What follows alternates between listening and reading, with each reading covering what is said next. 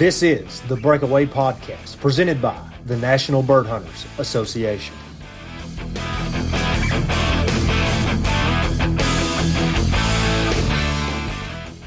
The NBHA's Breakaway podcast is brought to you by Purina Pro Plan, fine-tuned nutrition to promote strength and stamina in the canine athlete and longest-standing supporter of the sport of field trialing nationwide. You can fuel your champion with Purina Pro Plan using various physical and online retailers nationwide found wherever pet food is sold. Purina Pro Plan, fuel the champion within. Garmin, delivering innovative GPS-enabled technology across diverse markets, including sports and fitness, outdoor recreation, marine, automotive, and aviation.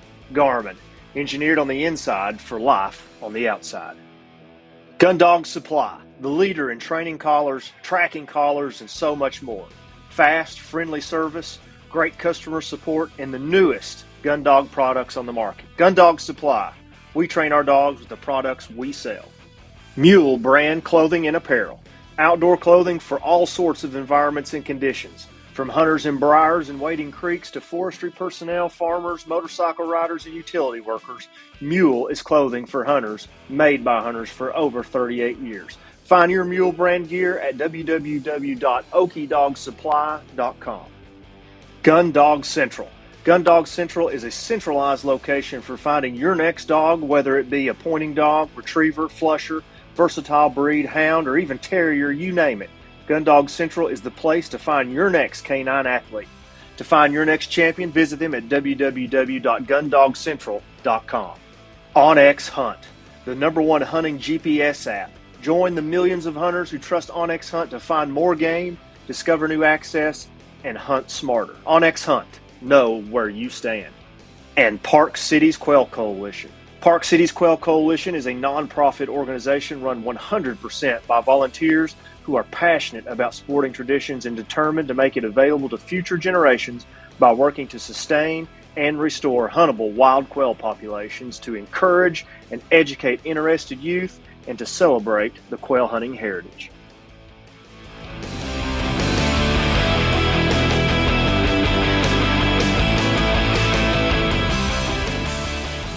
Welcome to the maiden voyage of the National Bird Hunters Association's The Breakaway podcast. I'm your host, Joe Hopkins, for episode 1 of what will hopefully be a long string of podcast episodes where we're going to talk everything bird dogs and bird dog field trials and the entire world that covers. We're going to talk to professionals, amateurs, breeders, trainers, handlers, owners, and everybody else in between. But for our initial episode, we're going to kick it off with a Q&A session, and I can't think of anybody else better to be joined with than our chief, our sultan, our sheikh, our leader, Mr. Ken Sauer, the president of the National Bird Hunters Association. Ken, what's going on, man?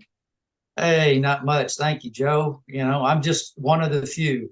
Okay, takes a team. That's right. We have a great team of guys. I'm proud to serve on that board as the third vice president. We also have Greg Blair, who is the vice president. Tim Penn is our secretary. Ray Brown, our treasurer.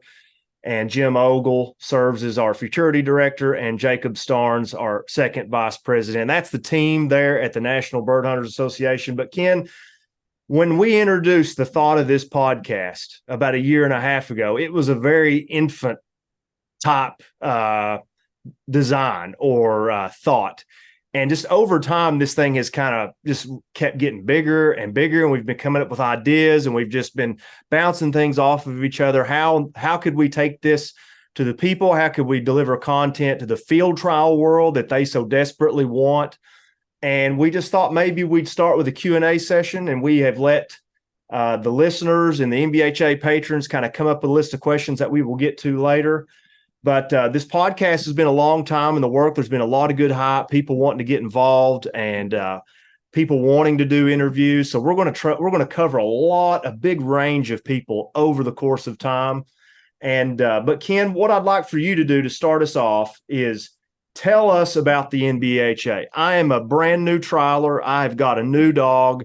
I'm looking to extend my season, and I want to hold myself to a high standard of training and competition. And I've seen the NBHA. Tell me what the NBHA is, Ken. Well, I appreciate you taking the time to do this, and obviously, it's important as important to me as it is you. Um, so the NBHA started back in the 1980s, and it was developed by basically a bunch of bird hunters that wanted to compete for the best dog in bragging rights. And that's really pretty much how it started out.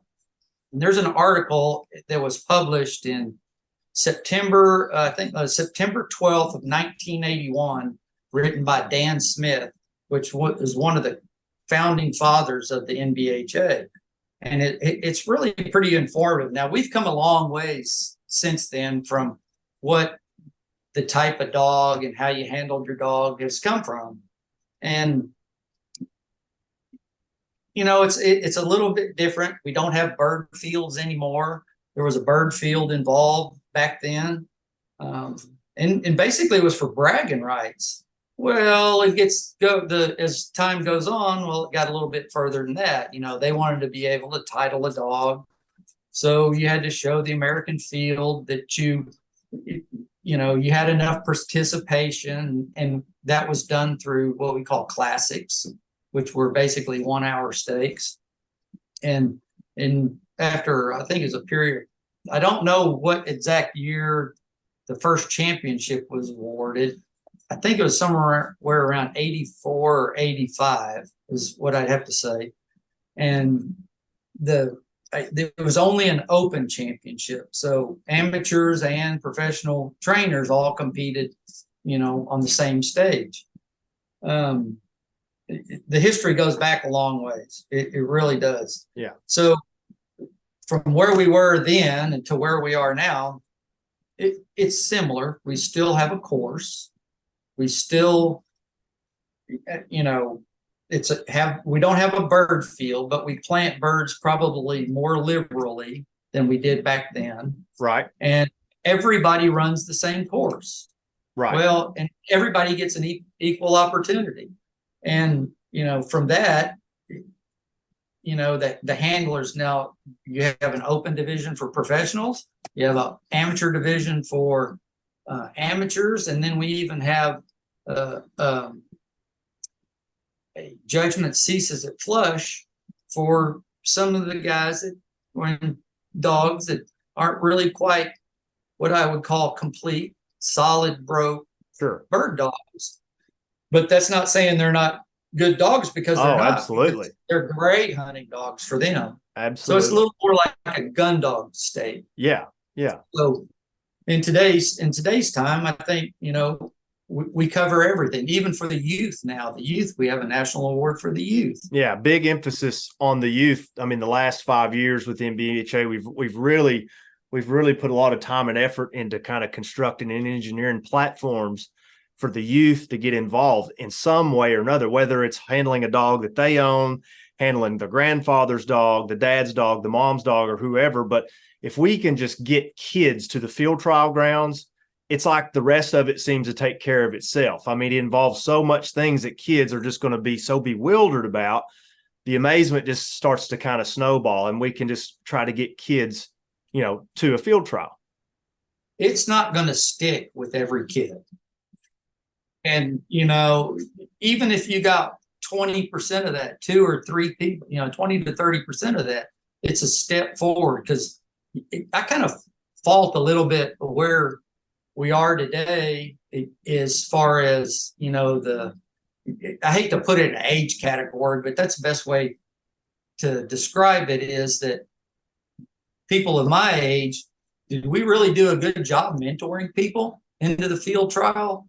Yeah. We need the 20, 30, 40-year-old people that are just now starting to come back around. It's coming around. Yeah, it is. I think we're really catering and have a product that they want to play in. Yeah.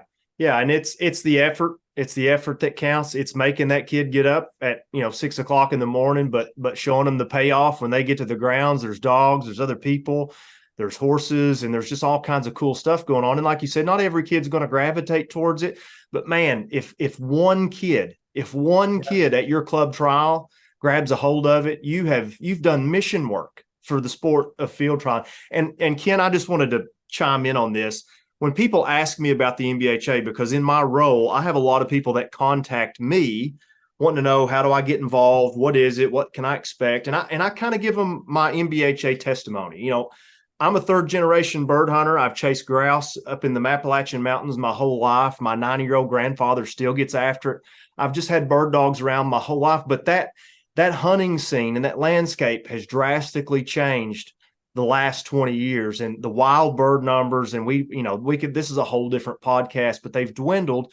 And I got to looking around about 12, 13 years ago and asking myself, I love these dogs and I want to keep these dogs. I love training them and I love getting out and feeding them. I love the chores, but Absolutely. how do I justify keeping a string of dogs and going through the effort and laying out the capital to keep enjoying what I was doing? And that's where I stumbled upon the NBHA. The NBHA was the greatest bridge for a hunter to go out and meet other hunters, but yet satisfy that competition urge. But what I didn't know that it would do is it fostered kind of an accountability in myself. I saw these other dogs, how good they were. I wanted my dogs to be that good. I watched those guys, learned from them. The first trial I ever went to, Ken, I had a dog. He, in my mind, he's stone broke. I'm ready to do this. I had gotten the wheel and the gump up to do it. I cut him loose. He runs 50 yards and pins a bird. I mean, it's one of those situations where a bird has flown in too close to the breakaway. It just had disaster written all over it. And of course, disaster ensued. The bird was doing, the Macarena right in front of the dog, and it was just too much. And he went with it, and the dog left with the bird. And I just kind of hung my head, and everybody there could kind of tell I was a little defeated. And I'll never forget Jim Duncan, God rest his soul, longtime field trialer, longtime NBHA supporter, long run bird dog club here in Kentucky. He come up to me after I got my dog gathered up on the dog wagon, put his arm around me and said, "This is the beginning of something great if you'll just keep going." And he stuck with me after that trial. We ran dogs together, and Ken, that was it. That was it for me. It didn't matter if I never finished another brace in my life. Just being there and the camaraderie and the dogs and the horses and everything was just enough. But Ken, we're going to talk more about the NBHA. Tell me about Ken Sauer. Give me the brief history of Ken Sauer, the bird hunter, and then Ken Sauer, the field trialer. Oh, this started way back, late 70s, early 80s. I was a bird hunter, and how I got my first dog was. You still are a bird hunter. You're still a big bird hunter. Yeah. Well, I have places, but I root for the birds more than I do. It's about the dog for me today. Yeah. I don't need to go kill a limit of birds, but I Right. sure do want to see some good dog work. Absolutely. And so this buddy of mine says, "Oh, we need to get after bird hunting." That was the year, 77, 78. The bird limit in Texas, that whatever year that was 20 per day, 60 in possession. And Wow. you couldn't go 50 yards without flushing a covey of birds. Wow. So my first bird hunt was on foot, no dog. Buddy of mine says, "Oh, we got to get us a dog." My poor old first dog. Thank goodness they didn't have electric collars back then, because I for sure didn't know how to use it. And it was like that. But that dog, I tell you what, for a meat dog, it was the start of it all. Yeah. So I'm interested in bird dogs, and somebody told me, "Oh, you got to get subscribed to the American Field." Well, you start reading these articles and you have this huge vision of what these dogs are doing in your own mind. And I said, you know what? I need to go see one of these trials. So, I don't remember what year, probably 88 or so. I went as a spectator. So I show up at Pardon Wakefields, which, by the way, Pardon was the president of the NBHA for a while too. I went to his ranch, and they were having a field trial grounds. They were having a field trial. So I go through the gate and drive up the road and everything. I get to the top of the hill, and I had a buddy of mine with me, and this gentleman comes over, Dr. Pat Parker, and he lives right around the corner from me now, believe it or not. Huh. He goes, "Is this your first field trial?" I said, "Yes, sir, it is." He goes, I said, "Is it obvious?" He goes, "Well, you drove right through the middle of a brace." So he said, "You two boys go get on those horses over there and you just go watch all day long." And by the time I finished that, it's like the complete dog was there. You know, the NBHA used to be known for the most broke dogs there were, because they had to be steady to wing and shot. They had to back, and they had to get a retrieve. So try teaching a dog that you've taught to retrieve, be steady to wing and shot. That's a whole different game. Yeah. And I played that game for years, and you know, I was hooked. And then in about, I guess, 2005, I was elected secretary treasurer, and I held that position for a while until Tim Penn took over the secretary position. And then about 2015, I guess, I retired, resigned, whatever you may call it, from the board, because I needed to get my business in order to retire. Well, in 2000 and whatever it was, 20 or 19, Greg Blair called me, asked me if I would be president. I'm going, okay, what's going on? So anyway, there, you know, as any organization exists, there's a little bit of drama going on.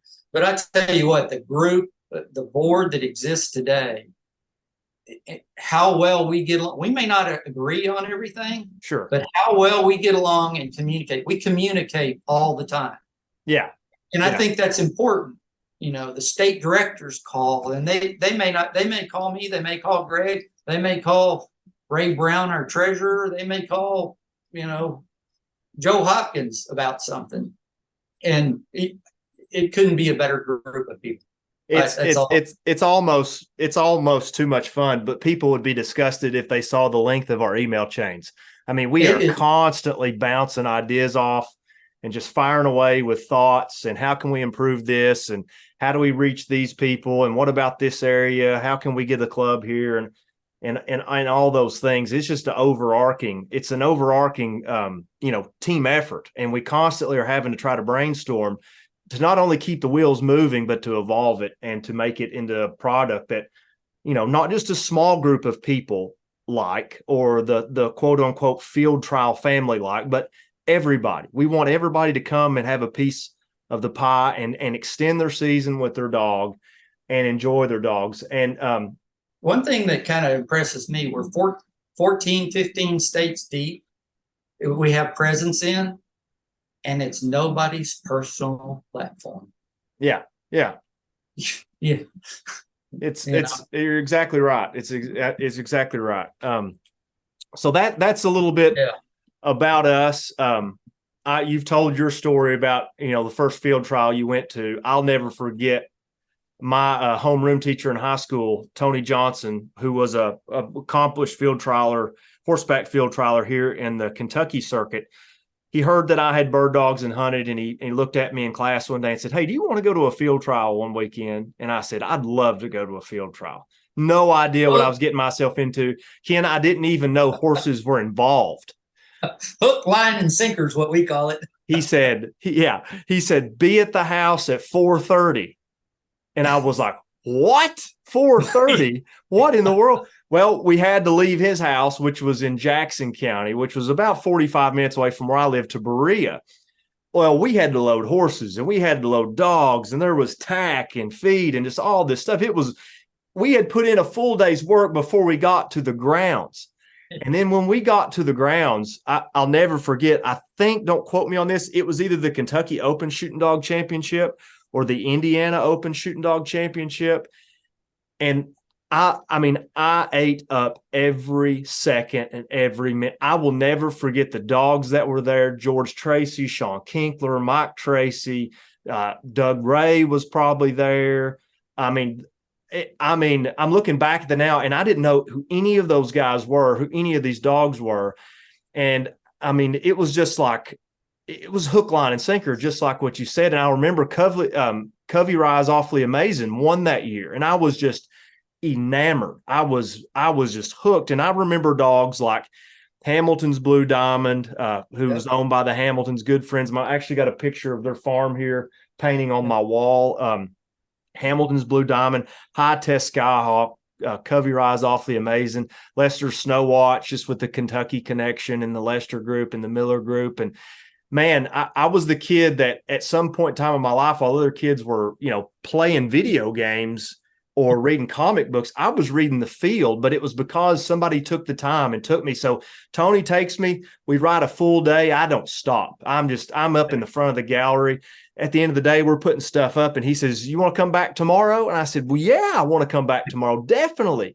Well, what I didn't know is if you have muscles in your body, that when you ride horses, you use those muscles that you don't even know you have. Well, I woke up that next morning at the same time I'd felt like I had been in a car wreck. I mean, I just could barely move, but I got the gump and I went that next day. And from there on out, I've just been trying to figure out how to get involved in this and stuff. And then when I found the NBHA, something that really resonated with me is there's active work being done on how to get me, Joe, the average Joe, the bird hunter, the guy looking to extend his season, into the game. And it doesn't matter if you're going to go into walking trials, cover dog trials in the Northwoods. If you are already a horseback person and horseback trials pique your interest, that's what we're after. We just want to give you the taste of field trials and competition. I myself compete in quite a few horseback trials. I love going to horseback trials, but the walking trials are still near and dear to my heart. I still compete in those. And it's a number, it's a demographic that continues to grow year on year. And it's because people are just sticking their toes in the water through things like the gun dog stake, the judgment ceases at flush. Right. And those avenues are somebody inviting them to go. And that's, I think, the body of this podcast, what we want to encompass and all that. But I wanted to touch on one thing before we get in our Q&A. And we just wrapped up our annual awards banquet. You and I both had some conditions that wouldn't allow us to be there. You've had some pretty serious back surgery. Yes. Couldn't make it. I had something come up last minute and couldn't make it. But we wanted to recognize those owners and handlers of dogs of the NBHA Dog of the Year Awards. And I've just got our amateur and open winners of our Shooting Dog Awards. Indian Creek Bo Cephas. What can you say about Bo? That dog is a machine. Absolutely. If he is on the ground, there are going to be birds in front of him, and you're going to find him going away, standing on point. And right. Gary does an amazing job with him. Ed Marin owns him. Ed Marin's a wonderful person too. Super guy, big supporter of the NBHA, great owner, great team there with Gary and Juliet. Yeah, just a wonderful team. Our amateur shooting dog winner this year was Craig's Run Roxy, just an absolute staple of the NBHA. I mean, probably one of the most consistent females on the circuit. And it's beautiful to watch Craig and Roxy run together. They have a symbiotic relationship, and he counts on her and trusts her every step. And Craig's her owner and handler. He was also our amateur handler of the year too. And he's a wonderful person. He is the best. Craig Hyatt is the best. He is the best. He is and if anybody can get in Craig's periphery and just talk to him and pick his brain, you will love a bird dog or you will love field trialing by the time he's done with you. Super guy. Yeah. And Gary Malzone also won our Open Handler of the Year award. And he just continues to dominate not only our NBHA circuit, but the walking circuit in general. He's just a force to be reckoned with. And just so all of his dogs are, they're the real thing. Every one of them. If there's an Indian Creek dog on the ground, you've got your work cut out for you. And it's well rewarded in the rewards there. But we did have 2 Hall of Fame inductions too, Ken, if you want to talk about those. Yeah. So Tom Woods, which has been a long time NBHA supporter. Oh gosh, since back in when I first began is when I met him. He's from Oklahoma. He's a professional trainer. He guides down. It's either on the King or the Kennedy Ranch. And he's hosted trials for many years. He's run in trials for many years. Just a quality guy. He deserves to be in our Hall of Fame, and we welcome him. Every time we see him. And the dog that got put in this year was High Fives Passing Time. So Gary Malzone was probably the last handler that had him, but Bruce Menard actually had her name was Country.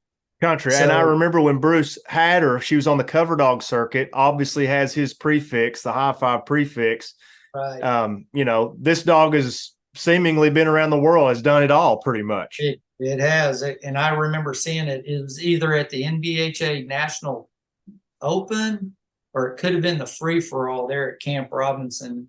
And Bruce and his son Neil were up there and ran a bunch of dogs. And I remember watching her run. She was something else. Yeah, I made the call back with her there, Berea, at the NBHA free for all one year, and she was just a dynamite dog, well deserved.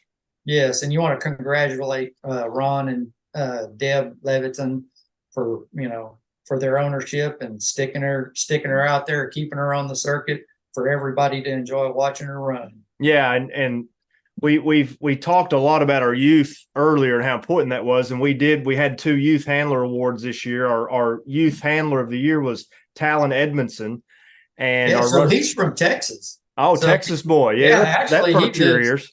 Yeah, he actually lives pretty close to us, and well, now don't take credit for him now just because you're his neighbor. Now, no, he runs German Shorthairs, so. Oh, okay. Not have anything against German Shorthairs, but he runs German Shorthairs. Sure, so, and we're going to get into breeds later too. There'll be a little breed talk here later too. Yeah, and a nice young man. I guess he's graduating from high school pretty soon, and cool, and going out into the workforce and learning the real world. And yeah, he's around here enough. He wants to run dogs. That's he great. was all excited about it. It was great. Yeah. And then Colin Ogle, that's from a bird dog family, That's right.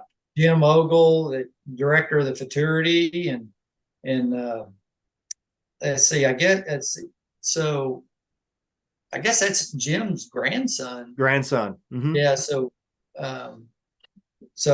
just a wonderful young man, and he gets out there and runs dogs with the best of us. And if I'm correct me if I'm wrong, but he's had another Youth Handler of the Year award maybe last year. So I have a feeling that the bug has gotten Colin, and maybe he's stuck. But I tell you what, that's probably made Jim smile ear to ear. Jim would probably sacrifice any other winning placement just to see Colin, put that whistle around his neck and cut a dog loose at the Breakaway. So great year for the awards. Sorry I wasn't able to make it, but I couldn't stand up the day of the meeting. So and the venue was at the National Bird Dog Museum. It's a fantastic venue. It is so great. It satisfies so many things that us bird dog people, the sensories that we have, the history, the visual, the hallowed ground and all those things. And Tanya and the whole team there, they are just top-notch hospitality. They roll out the red carpet.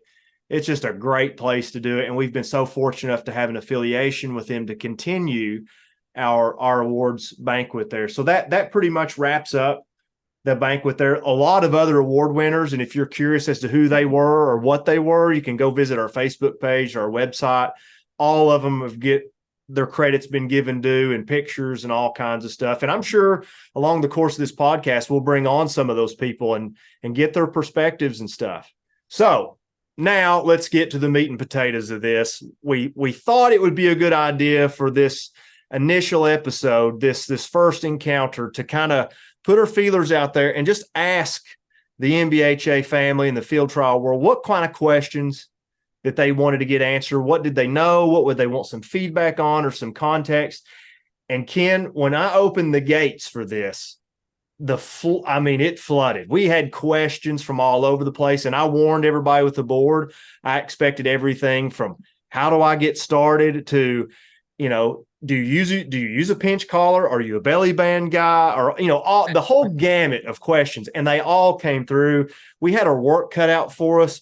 we really had to try to condense these down and keep the person that's just trying to get started in mind, and also our listeners and our patrons there that are more technically in mind, that want to hear some discussion about some things. So I feel like the questions that we have kind of cover, a good broad spectrum of things and kind of tap on to the things people want to hear. But I do want to stress before we get started that this podcast is going to go into this world, into these questions specifically as we go on with different people. We plan on talking to our walking professionals, our walking amateurs. We want to talk to cover dog guys.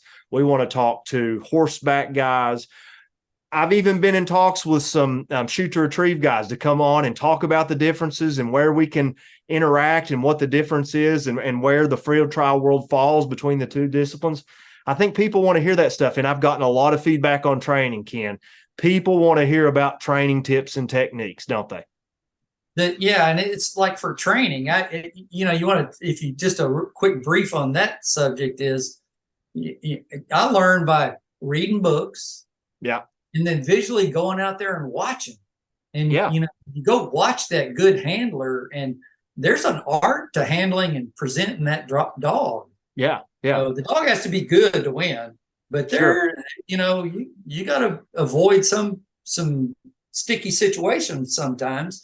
And if you just watch, that's how you learn. And this wave of social media that has seemingly taken over, where I kind of have to lodge my responsibilities into with the NBHA, there's no reason why you can't go to the internet, YouTube, Instagram, Facebook, and all those places and get that content, whether it be more technical training stuff, or you just want to satisfy those sensory urges to see bird dogs in the prairies. Like this time of year, Ken, the Facebook feed is getting flooded with prairie photos, and it makes us all envious that have to be at home, but it satisfies that urge. And that's kind of what we want this field trial podcast to do, is to give people another place to go and get their fix. So let's dive into these questions.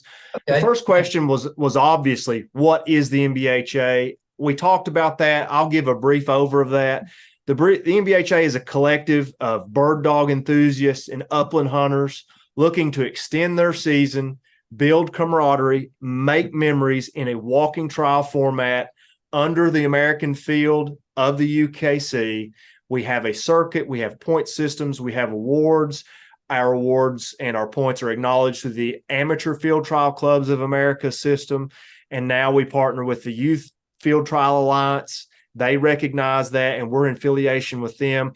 It's a network of field trial people in walking. We've kind of talked about that. But Ken, one of the main things that some of the people from the outside looking in wanted to know was, what is the difference between the walking trials, the horseback trials, and these other formats? Like, what are the principal differences that you could explain to somebody from the outside looking in? Yeah, so my perspective, now some of these affiliations I haven't participated with, like the UFTA and the NAVDA. Those are more, I think, hunt test. I'm not real sure, yes, because I haven't participated with them. Yeah, NAVDA is a hunt test system. UFTA and NSTRA are the shoot to retrieve formats, where there's live fire, there's guns involved, right, and a retrieve is necessary in those formats. Yeah, so NASTRA is a little more of a, I'm not going to say confined space, but it has a 20 or 40 acre bird field, and you're on a point system. How many birds you dog points, how many you shoot, how many it retrieves, how many backs it gets. And it's all judged on a point system, I guess, from 1 to 10. I don't know. It's been many years since I've been to one. When you say field trial in my region, everybody thinks you talk about shoot to retrieve. And when I tell people that I field trial, they just assume it's UFTA or NASTRA, but they have a very stringent judging system, and they've got scales through which they use, and it's extremely competitive, and it's a great format. But there are some differences in what we do with the NBHA and them. What are those differences? So it's, like I said, theirs is more in a bird field to go find birds within the 20 or 40 acre pasture.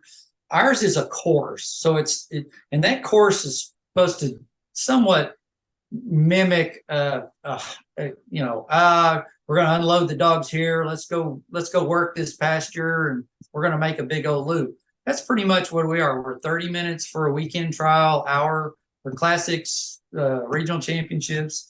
in national championships. And it's not necessarily the quantity of fines. I would have to define it as the quality of fines. Mm-hmm. And it's a complete dog when you get to the championship level. It needs to be steady to wing and shot. It needs to have a forward ground pattern. Yeah, I tell everybody the American Field format is more or less a bigger body of work. We want to see ground race. We want to see application into, cover that makes sense for birds. We want to see that dog make decisions. And we take all of those things and make an abstract judgment based on our judging panel, and they make those decisions. Yes, and it is kind of discretionary. Different judges like different things. They still have to comply with our bylaws, our rules that are there, but they're looking for broke dogs. Yeah, and for the most part, NBHA and all the formats that fall underneath the American Field, we all have very, very similar or related standards and rules, so to speak. So if you go to a NBHA trial, there's a lot of crossover with a horseback trial. The standards are still there. The main difference there is you're handling your dog off the horse. Most of the gallery is on a horse. At a walking trial, our judges, for the most part, are on horses, and a lot of our gallery members on horses. They're scouting on horses, but there's dog wagons and there's people driving gallery wagons, and there's people just out there good for the day that just want to walk and see dog work. They're getting exercise, and it's a great way to do that. So those are some of the main framework differences in those formats. This is another podcast in itself, but we're going to keep moving down the line, and all these questions can be fielded to us on our Facebook page or whatever. But the next question is, how do I get involved with the NBHA? And if you're asking that question, you've either seen us on Facebook, Instagram, YouTube, or our website, and you're curious, how do you get involved in the NBHA, Ken? So there's plenty of ways to get involved. Number one is, come out and be a spectator. That's how I started. It's a wonderful venue to see the action of dogs. If you like the bird dogs in the upland, you get to see plenty of bird work. The camaraderie with people, and they all have similar likes. So there's always great conversation. If you're curious, go to the NBHAdog.org website, and that's where you'll find the events listed and where they are, who the trial chairman is. You reach out to the trial chairman and just ask them what's going on. Do they have a gallery wagon that I can ride on? Unfortunately, some venues may not allow you to use UTVs or ATVs, but they'll usually always let you ride a horse. But if you don't have a horse, I'm not real good about loaning out my horses just because of mine have a little bit of fire to them, so I don't. So, but to get involved, stay with your local organizations. There's state directors that are listed on our website. Get in touch with them. If you don't get a reply from them, call one of the board members. Mm-hmm. Yeah. Message us on Facebook. Say, hey, I'd like to go to this. It's in my neighborhood. Who do I talk to? Where do I go? We promise we will make accommodations and arrangements for you to find the place, find the venue, but also get hooked up with somebody that will kind of shepherd you and answer questions and make sure you know where you're going and what's here and what's there and what's going on there. And that's what happened to me. I went to an NBHA trial. Somebody saw me and said, okay, this guy, he needs a guide. He needs some help. And I'm forever indebted to those people that put their arm around me and said, this is why this is happening. This is what this person is doing. This is why. So there's no excuse not to get involved. We've got all these avenues to get involved. And don't be afraid to lend a hand to the trial chair too. I mean, the trial chairs, the state directors, the club presidents. They'll find a job for you. They'll find a job. There's a lot of work. There's a lot of work. That's right. Next question. One of the bigger ones. It's kind of a broad question, but I think I've narrowed it down to the content that the questionnaire was asking. Was, does the NBHA have a membership fee? So I think this person is thinking that, okay, if I need to participate, there's got to be an annual fee, or there's got to be some sort of fee to belong to this organization. And I'm happy to say the answer to that is no. There is no fee. Now, Ken, there is a fee, though, and it's specific to the trials. Tell us a little bit about how that works. Correct. So the revenue base that we use beyond our sponsors is, we call it a dog tax. I guess that's the best way to phrase it. And for every entry at a field trial, the hosting club pays a $3 per dog drawn or entered in those stakes. That's how we collect the revenue.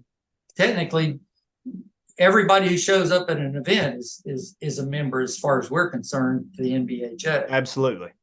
So going back to what you said, is there a fee? No. Is there a club fee? No. And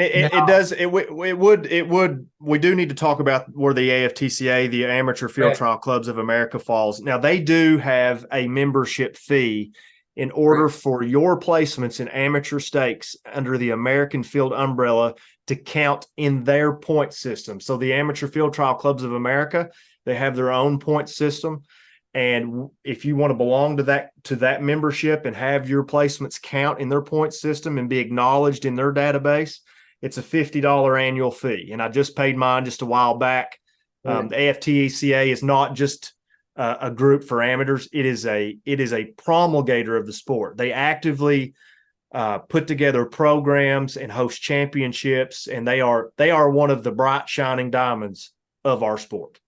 Really, and they pretty much sponsor our amateur national championships. Yes, good point.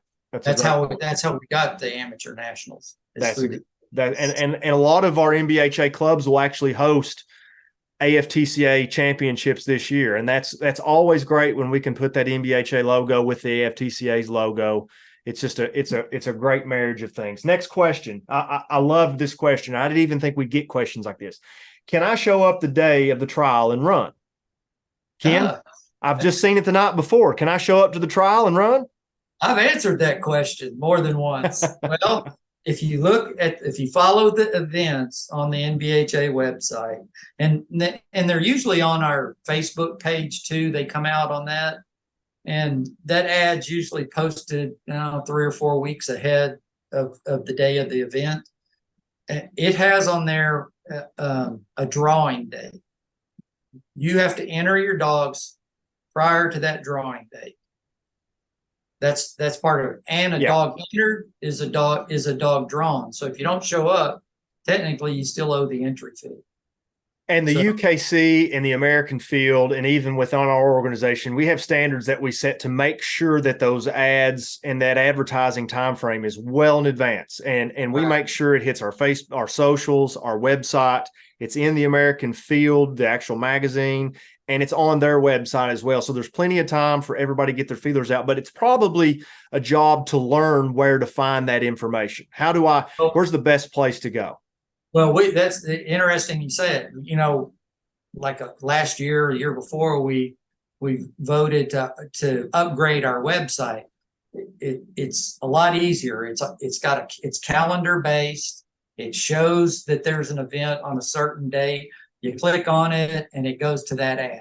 So we try to make it a little bit more user friendly. Granted, we're in the first year of, I'm not going to say it's a beta test of a facelift, but we like a lot of things about the website, the way it's been retrofitted. We didn't want any guessing. We wanted you to go to a spot and get all the information you needed in that spot. And our website, the greatest place to do that. Okay, Ken, I can't show up the day of a trial and run, unfortunately, but I'm going to get better. I'm going to check my calendars.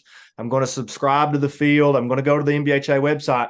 What kind of dog do I have to run? You've already said that poor Talon has got German Shorthairs and give him a bad name. So can I run my German Shorthair? What breed of dog can I run in a field trial, Ken?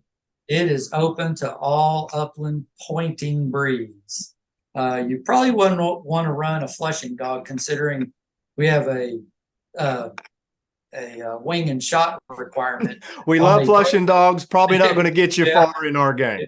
Yeah, that's probably not going to get you very far. But they have their own venue, and but as for ours, in the broke dog stakes, let's talk about those. It's open and amateur open shoot or open amateur shooting dog stake. Those require a dog to be broke. And we're going to say a complete dog. I'm going to use that phrase. When you say broke, you mean steady to wing and shot. The dog steady goes on point, handler goes in front, puts that bird to flight. The dog has to stand there through that flush. You're going to fire that blank pistol, and that dog has to stand there through that shot as well. That's what we refer to as manners, and that's what we refer to as broke. Right, Ken? Absolutely. Absolutely. Derby and puppy stakes, it's a little more liberated. Go read the rule book. The rule book's available on NBHAdog.org website. It can be very subjective or controversial. Do derby dogs that are broke always win? No, not necessarily. It's about application. It's about that dog and what it's going to take it. And do you think it's going to make it to the next level as a shooting dog? Right. And we've got, oh my goodness, the amount of questions that came in on derbies and the standards of derby dogs. And we need to address what those are. Puppies are just that. They're puppies. We have an age chart that we like to use that filters through the internet every year. We make it available, I believe, on our website. And if not, if you would like that, we can make that available to you. But it tells you based on when your pup was whelped, what stakes it can run in up into a certain time before it will graduate into the next stake. We have puppy stakes, puppy age. We have derby age dogs, which what I refer to people as our juvenile age dogs up to 2 years old. Teenagers. Teenagers, gangly teenagers trying to figure out where they stand in the world. And then after that, we have our adult dogs, our shooting dogs, our all age dogs, our dogs that we talked about that are broke. And we're probably going to talk a lot more about that too. But the next question falls right into that. What manners are expected at trial? And the thing about that is, well, what stake are you running in? If you're running a puppy stake, it's like herding cats. We're just out there to see that puppy run. We want to see if that puppy likes to get out and cover and run, maybe run a line or chase a butterfly or just enjoy being out. That's what we want to see out of puppies. And it's very subjective. It's very abstract, but that's what we want to see. Really no standard at all there. It's the hardest. That's probably the hardest stake to judge. The hardest, by far the hardest. It's like sorting cats. That's right. Yeah. You get in your derby age, we'll talk more about this, but those dogs are also, they're judged on potential. They are to be judged on potential. Those dogs do not have to be broke. That does not mean that Ken Sauer does not like to show up to a trial with broke derbies. If Ken Sauer wants his derbies broke, that's his program and he has that right to do it. But the guy next door, he may not like his derbies broke till later on. He just doesn't like to do that, adds that pressure later on, or his line of dogs appreciate that training later. And that judge, I mean, we talk about this till we're blue in the face. It's up to the discretion. It's important to have competent, experienced judges to make that call, to know what they're looking at potential-wise. Right, Ken? Absolutely. Absolutely. And like you said, program I run, I want my derby dogs to be broke. Well, not everybody, not every dog and everybody wants their dog. Some dogs can't handle the pressure that it takes. That's right. So, at the end of the day, it's like, okay, well, that dog's not going to run. And so you go to where you're going to enter a dog in a derby stake that's broke. Now you have to make a judgment call. Well, is my brace mate going to be broke? Is he going to back? Right. Oh, because, at that age, that dog will have a setback. If dogs are taking birds out in front of it. And that's tough on a young dog. And I tell this story all the time. I had a dog that was real precocious. I mean, every time I gave him something else to do, he did it and wanted more. And I just kept giving him more and more, took him up. And I started running him in shooting dog stakes pretty early in his career because I felt like he was ready. But it was that pressure that could kind of surmounted on him. I could see this dog start to wilt a little bit, Ken. Yep. I could see him start to lose that fire, like he was going to run off the edge of the world, or his eyes were going to bug out of his head when he was pointing birds, because that pressure had kind of mounted up in such a way at his progression at that time of his being I had to hit the pause button, and I was calling all my friends and confidants saying, "Hey, look, what do? This dog's wilting on me. He's looking around and he's looking a little bit timid."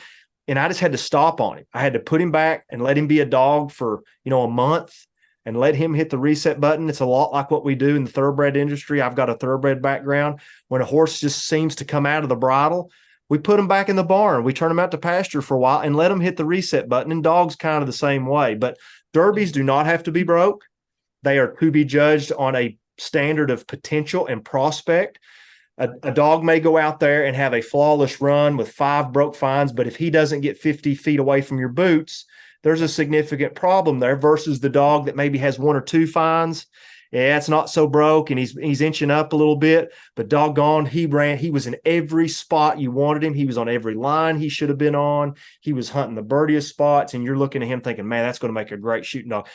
That's the discretionary part, the competency of your judges. It's so important to have good judges, and we at the NBHA, we don't stress this. We stress this so much. Here's a list of people. He is a great judge. She is a great judge. That's wonderful. Get them. They know what they're looking at.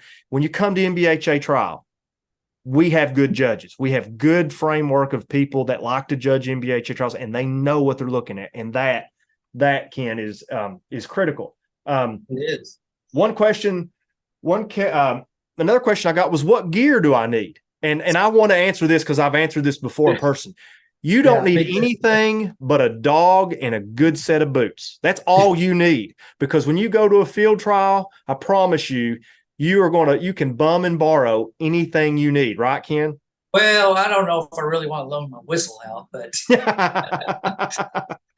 some people don't use whistles either. So, That's right. Yeah.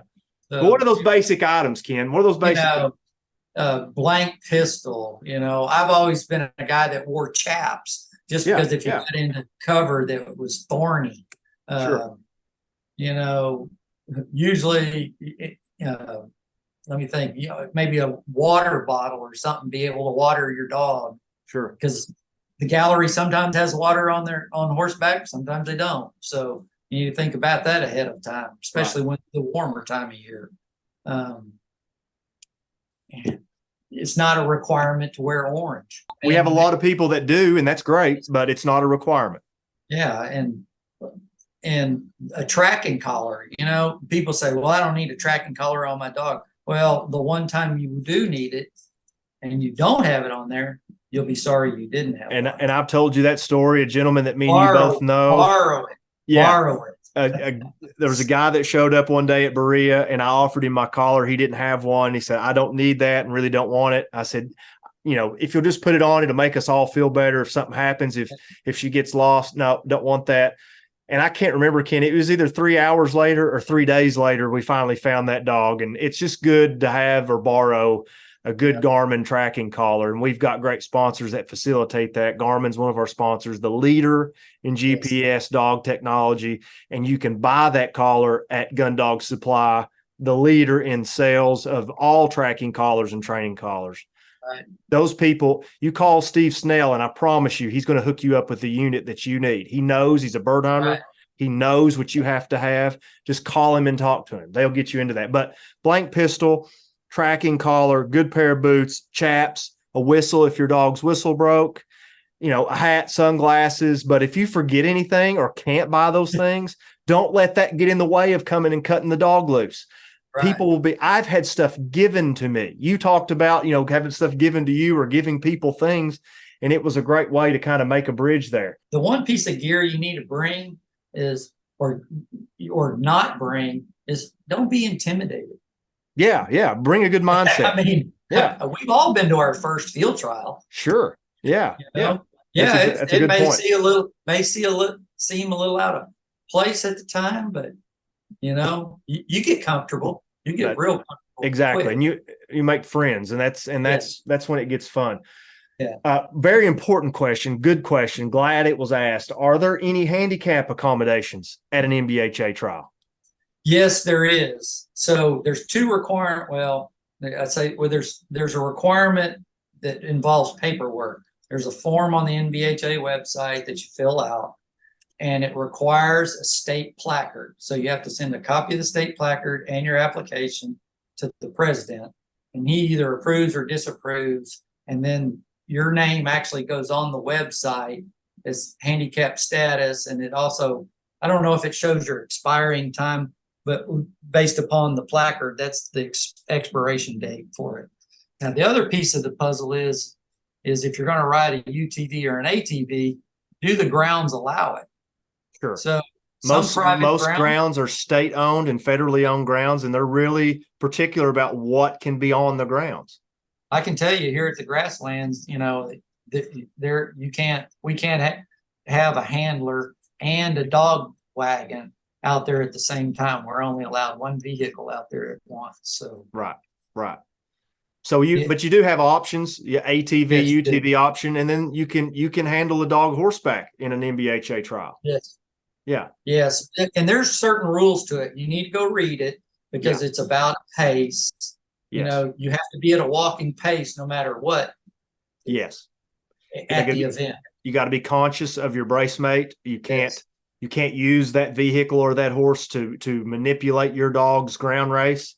You can't use that to get to a point, fast. First thing you want to do is just go barreling through the doggone point and get there as quick as you can. But you have to do it at what we call a gentleman pace in Berea. We want a good gentleman sportsman's like walking pace, whether you're on foot, whether you're on ATV or UTV. I thought that was a great question. Yeah, it was. We've talked about this quite a bit, Ken, but let's go over this just skin deep with judging standards. We've talked about the puppies. We talked about the derbies. Let's go to our shooting dogs, and let's talk about those standards a little bit more really quick as to what's expected of maybe a shooting dog. Yeah, so a shooting dog, you want that dog to have a forward pattern and a 10 to 2, visual out in front of you. Yeah, to the front. To the front. You don't have to be able to see that dog all the time.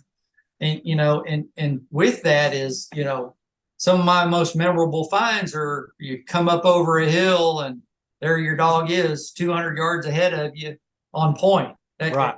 That's classic for me. That's heart pounding. Yes, it is. And, they need to be steady to wing a shot. Now, I've seen at different events, different judges sometimes judge things a little bit different. But once that handler walks in front of that dog, it's not to take another step. Yeah. For me, if it marks a bird and you don't have to holler, whoa, I'm usually okay with that as a judge. As Ken the judge. Yeah, okay. That's as a judge. And you'll find other judges too, Ken, that will be like, absolutely not. Yeah, like, we don't want to see. Yeah, pick that dog up. We don't want to see that dog lift a foot or even think about marking a bird. And that's the abstract nature of this whole thing. But there's other standards too, aside from, just the bird work. Your dog has to back.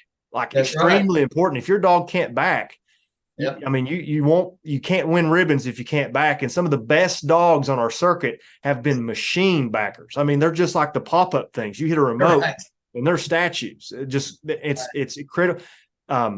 Steady to flush. Bird gets up wild. That dog needs to stand still and let you know that bird has left or there was movement of a bird. And that's another piece of mannerism that's highly, highly, highly needed on any American circuit. And that's a situation where it's hard for a handler when that dog is over the hill and you come up that hill and it's standing there and it may have had a stop to flush and you weren't there to see the bird leave. So now that's a handler decision. You got to know your dog. Sure. You go in and try to flush. If you go in and try to flush, it could be considered unproductive. But if you collar your dog off because you think it was a stop to flush and the judge rides by there and sees the bird, well, maybe the judge has in his mind, well, can a dog really handle that situation? That's a good point. And there's variables. And I've walked with several people in their first brace to kind of coach them through, that's available to new trialers. If you want somebody to walk with you to kind of coach you and to help you with protocol and etiquette and things like that and what to do and what not to do, That's totally available. But I've walked with people before, and they've had an unproductive, and they think it's over. They think, oh, well, this is me over and me done. But it's not. And that was another kind of a question that we've not got a lot of time to deal with. But if my dog has an unproductive, is that the end of the road? And the answer is no, right? No, that's right. Exactly. No. Yeah. You know, that dog may go. There could be a big pile of feathers there. That's exactly right. Yeah. You know, and it may not even count as an unproductive. So. Yep, that's right. Yeah. So yeah, sure. We're looking for a complete dog. Complete dog in our shooting dog stakes. Right. Right. But Ken, unproductives, we've talked about that. Standards for the other dogs a little bit. You know, those are all discussions in themselves. But what if my dog doesn't find any birds in his or her brace? Well, if we go birdless in a brace, what happens?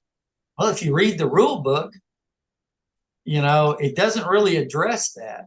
So can a placement be awarded based upon its run? The answer to that is yes.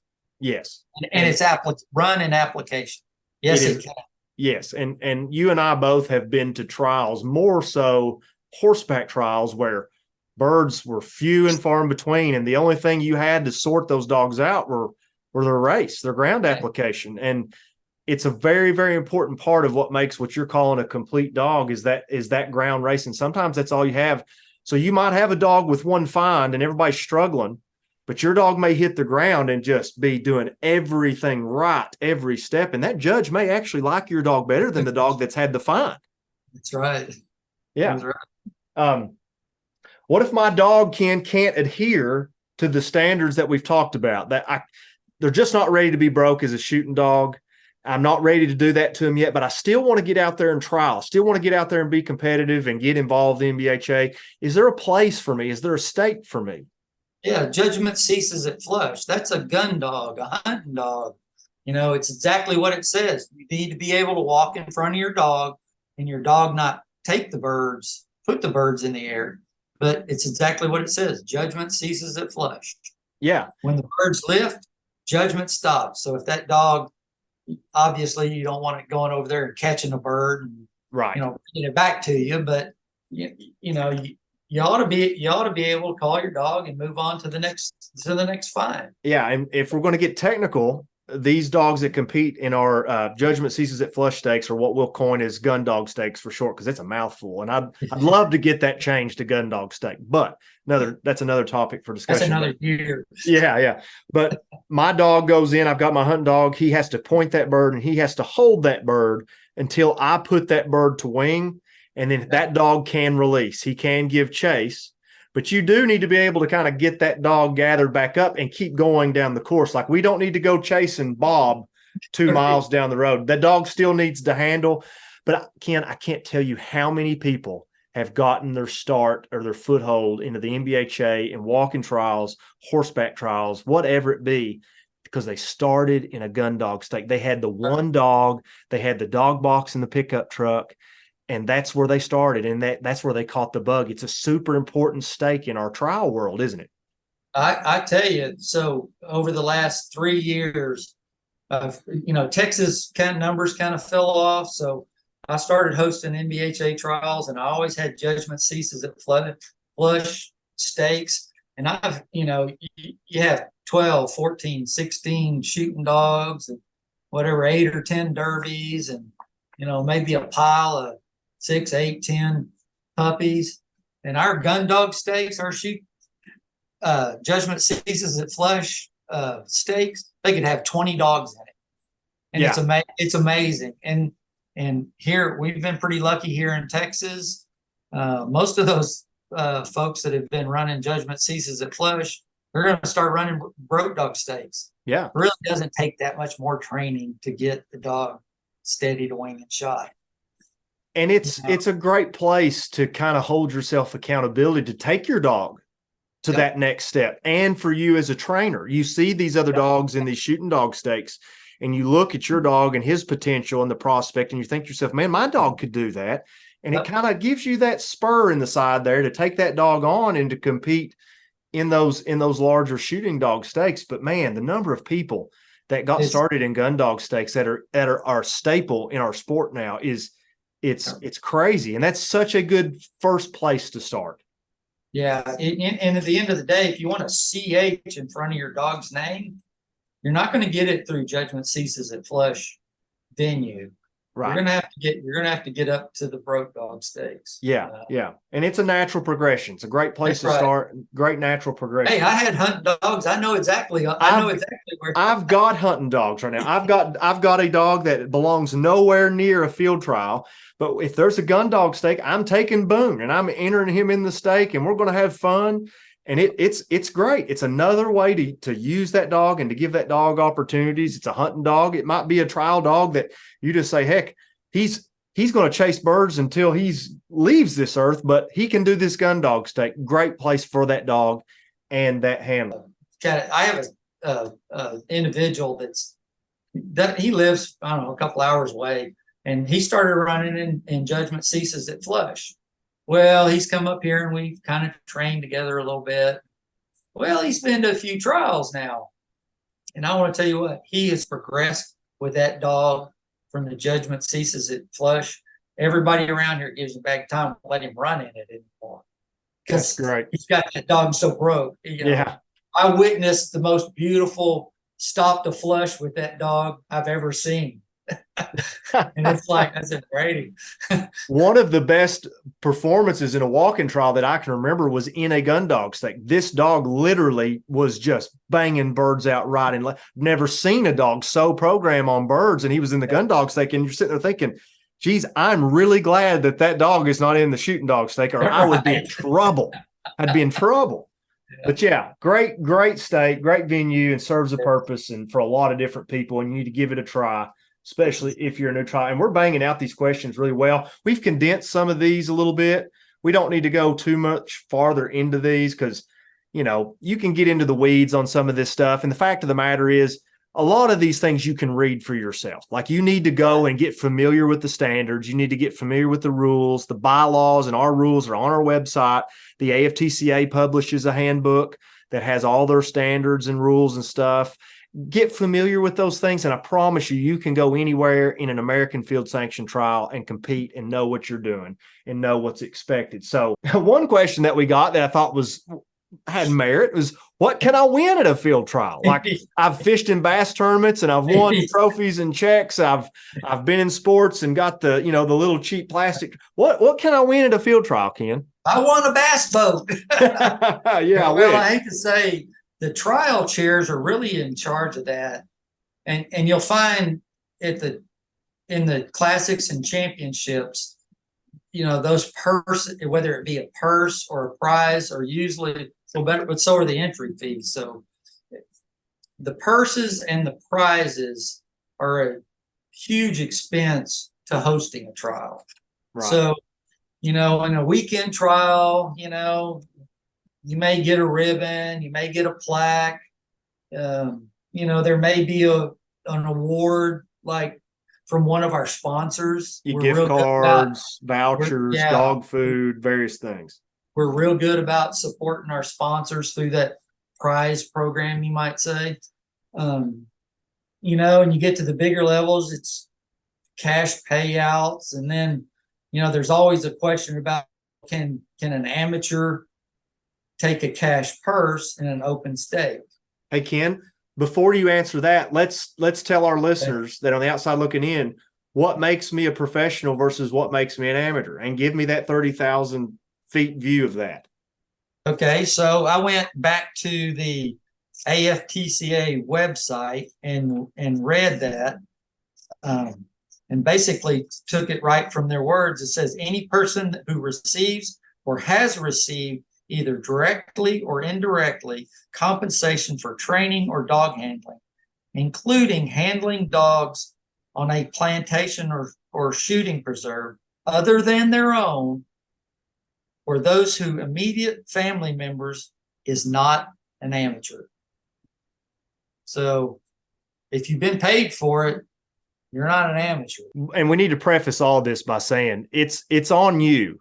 It's on you to learn this stuff. And we can tell you till we're blue in the face, or we can give you our interpretations of these things, but you need to get your hands on the language and read it yourself, and then ask the appropriate parties, whether it be our board, your state director, AFTCA officials, trial chairmen, all those people and powers that be, to get them to explain it to you if it is fuzzy to you or you don't understand it, or if you're afraid you're going to be infraction of one of those things. But that's another question that we do get. But you answered that question about what you can win a trial. Yeah, there's some money to be won at trials. Ribbons are fairly thing. We 1 year we gave one of our winners some custom embroidered chaps. We've done that for judges too. People love custom stuff, jackets, hats. You can expect stuff like that. All kinds of saddles. Saddles have gotten to be a big thing. Saddles, with embossed, your dog's name, what it was, the event. I mean, I've seen a bunch of them. I have a bunch of them, fortunately, but at the end of the day, belt buckles, right? Yeah. It's really about what the trial chairs figures he can fit in his budget. Yeah, don't expect to go and be able to buy a yacht after winning a weekend trial.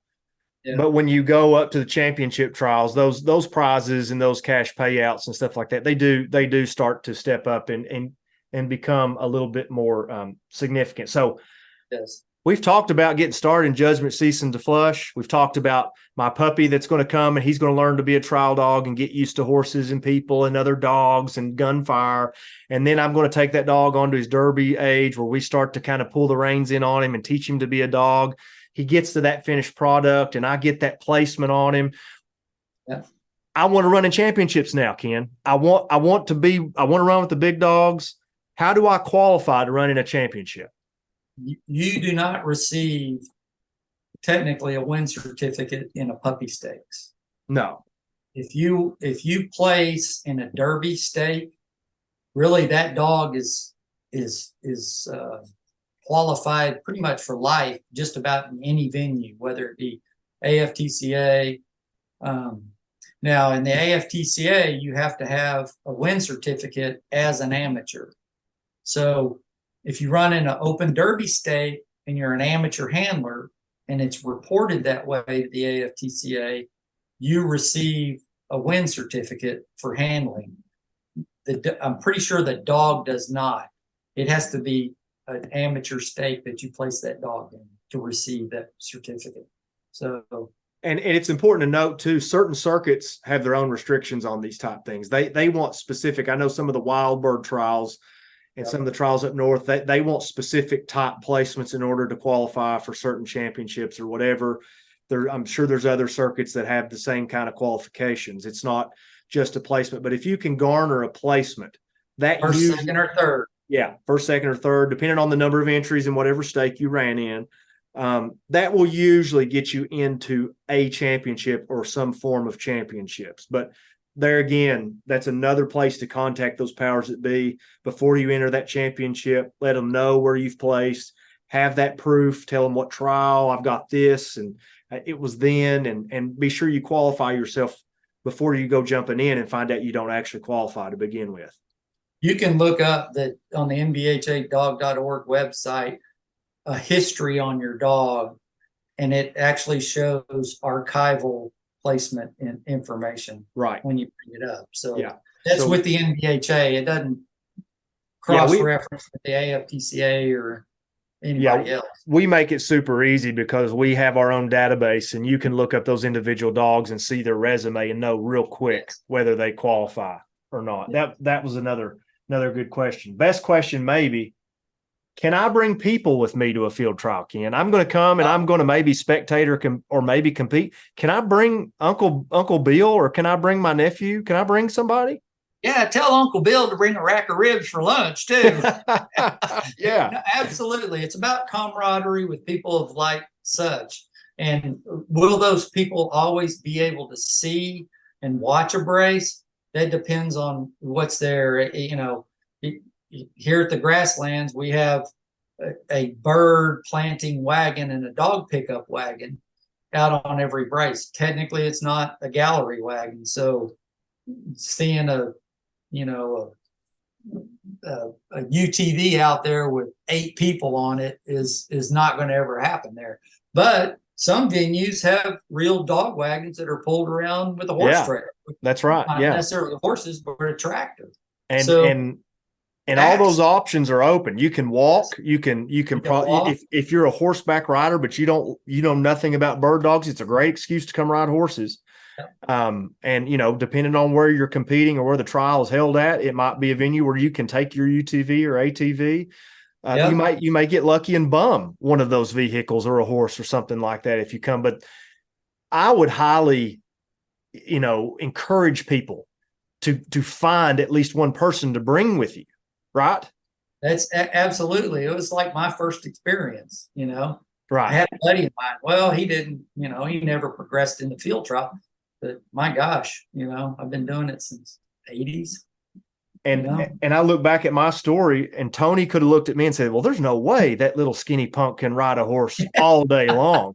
But the fact that he brought me anyways totally changed the trajectory of my involvement in the sport and the love for the sport. So yes, bring lots of people. And they sure make a winter photo look even better when there's a lot of people standing in them, don't they? I tell people all the time when we're working on our reports and stuff, grab everybody, get the lunch people, get the dog wagon driver, grab a mannequin if it's there, get people in the picture. It makes it look so good and so fun. Yes, it's a lot of fun. It's a lot of fun for everybody. I bring my grandkids. They have a blast. Yeah. Oh my goodness. Good friend Tim Mulvaney, Mike Fox, they bring their grandkids and they have more fun that should be legally allowed. I mean, they're going around like selling us stuff and they're picking up shotgun holes from the trap and they're having the best time of their life. And they even get to handle a dog, even over the course of the day, they get to blow that whistle and do all kinds of great stuff. It's a great, great, great opportunity. So we're down at the end of this list, Ken, and we've answered a bunch of these questions in some form or fashion, or at least touch on them. But the last and most important question here is, who do I contact to help get me started? Who do I go to? I want to go, but I'm just not going to show up unannounced. Who do I talk to come do an NBHA trial? Well, first you got to pick which event you're going to go to. That resides on the NBHA website for the event, and it always has a trial chair listed for somebody to turn your drawing into. Whether you participate or not, that would be the person to call. Right. On our website, it has the state directors. I think you can even contact them via email through our website portal. If you don't ever get a response from them, somebody's always is it within the state, whether it be a club president or what, to be able to call to find out about that event, what the venue is. Can you come out there? Can I bring people? All the above. Right. The answer to that to me is contact somebody. Let somebody know you're coming. Don't be afraid to tell them, I'm new. I don't know what to do. Heck, I don't even know where to park. Right. Tell them everything, because we're dying to help you. We are trying to find you, the new person, and to help coach you through it. We'll show you where to park. We'll show you where to stand. We'll show you exactly what to do from step one all the way to the finished product. You go to our website. You can contact us by email. You can contact all of our national board members individually, your state directors. If you want to go to more of a regional or state level, you go to our Facebook page, find somebody in the comment section and just say, hey, can you help me, or send us a private message or whatever. And I promise you, someone is going to shepherd you and answer questions. Yeah, absolutely. Absolutely. So I think this was a good start to this podcast thing. I wanted to do this because I think we all at the NBHA kind of have a heart for the new trialer.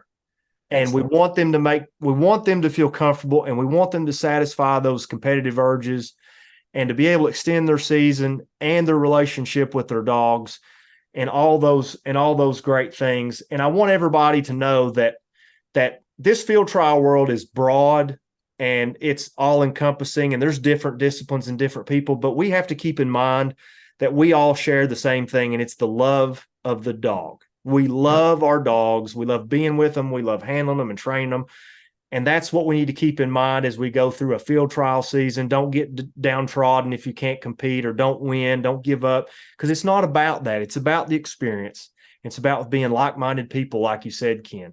Yeah, there was God, this is many moons ago, I guess back in 10, I was fortunate enough to have a really nice dog, and I won 4 national championships with it, regional championships, and I showed up, and at the end of the day, I was won NBHA Open Handler of the Year, Open Shooting Dog of the Year, Open Shooting Dog Handler of the Year. And it's like, as an amateur, it was like, okay, where do I go from here?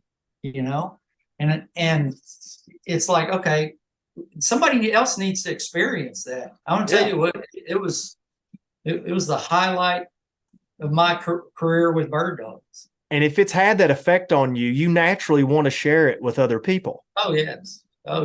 And it's like, I've had some good ones, and I've had some that I didn't care for a whole lot. But field trials and bird dogs can take you places too. I've, like yourself, I've been all over the country. I've drugged my horse trailer all over the country pretty much, and it's taken me on judging assignments. I've got to judge the National Amateur Pheasant Championship out at Berea, which was an experience, and I'll get to go to Paducah this year and judge the Kentucky Quail Classic, and I get to go to compete these places, and it's fulfillment of a lot of things that us bird dog people really can't explain to other people. Right. It's wonderful, and being win or lose, if your dog did what you consider an excellent performance, and you can thump your chest at the end of that trial, you're a winner.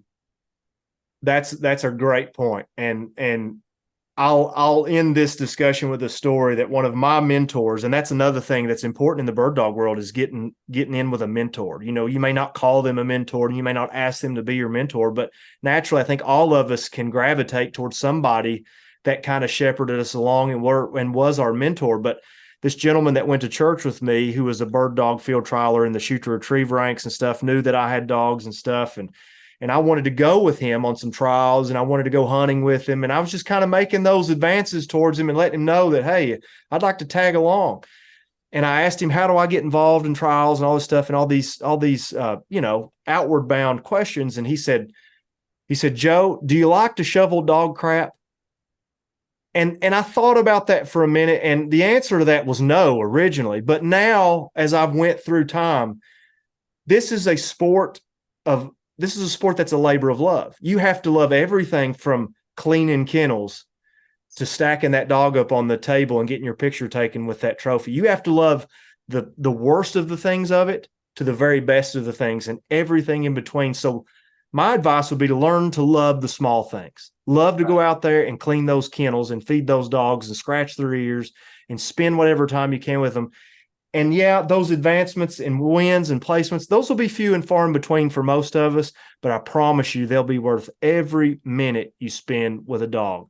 Ken, this has been great. Like, I think people are going to like this, and hopefully they'll like this type of material. But we're going to have a lot more people on. We're going to talk about different topics specifically. We'd love to hear feedback from the people out there. What interest do you have? It may not be in the next episode. It may be 2 or 3 episodes down the road, but Joe, you're a wonderful asset to our organization, and your enthusiasm on what you do is greatly appreciated. Well, thank you very much, Ken. And like I said, this is too much fun to get to work with you guys and get to go through, this sport together. And I wanted to let everybody too know that we do have a document. It's in the works, and it's literally titled "What to Expect at a Walking Field Trial," and it will be fully comprehensive. It will eventually be posted to our website, where you can go and grab a copy of that and print it off, study it, take it with you, and it will hopefully be a great tool for everybody. But with that being said, Ken, the sport of field trials, sometimes we feel like it's a small world and it's dwindling. I don't feel that way. I feel like it's in a good place. There's good people involved, and people still love dogs. And I think as long as people still love dogs, field trials will always have a place in our world. Yes, we've shown at least a 10% growth over the last 5 years, and I see it going much farther than that. What scares me is how big is it really going to get? That's what, how much more time is it going to take administratively to be a part of this? And, well, you've done a great job leading us through these last few years that you've been involved, and you're just a super guy. And I can't thank you so much for spending the time tonight to talk to us and go over these questions. I'm sure there'll be more questions, and we'll funnel them through the right channels to get those answered. If you want to submit them, submit some feedback on the content you'd like to hear too, and the top people. We're going to branch out to everybody. We're not just going to talk only NBHA walking trials. We're going to go out there and grab some horseback guys. We're going to grab some trainers. We're going to grab some owners and get perspective and get context. That way we cover the entire world of field trials. Ken, thank you so much for joining us on the first episode of the Breakaway podcast. All right. Have a good evening. That was the Breakaway podcast. Thank you so much for joining us. If you enjoyed the podcast, please tell a friend, like, and subscribe to all of our social media platforms to stay up to date on everything National Bird Hunters Association and all other field trial related content. But hopefully, we'll see you next time at the Breakaway.